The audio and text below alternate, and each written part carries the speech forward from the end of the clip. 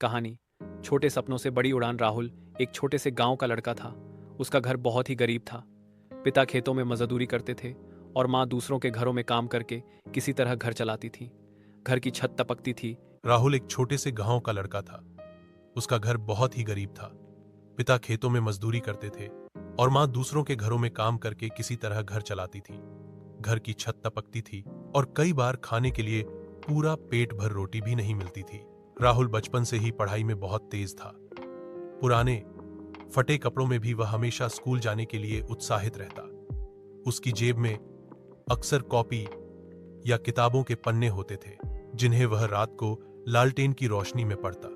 गांव के लोग कहते थे, गरीब के बच्चों का पढ़ लिख कर क्या होगा, अंत में तो मजदूरी ही करनी पड़ेगी। लेकिन राहुल के दिल में कुछ और ही था।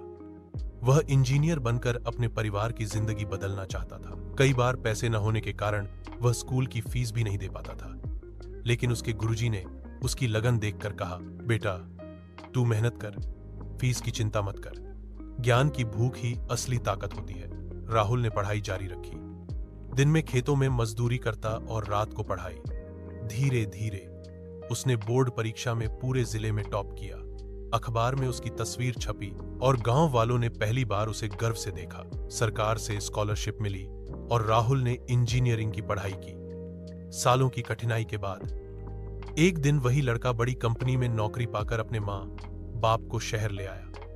अब वही लोग जो कहते थे कि गरीब का बच्चा कुछ नहीं कर सकता, उसकी तारीफ करने लगे। राहुल ने सबको दिखा दिया कि गरीबी इंसान की सोच को रोक नहीं सकती, अगर इरादे मजबूत हों।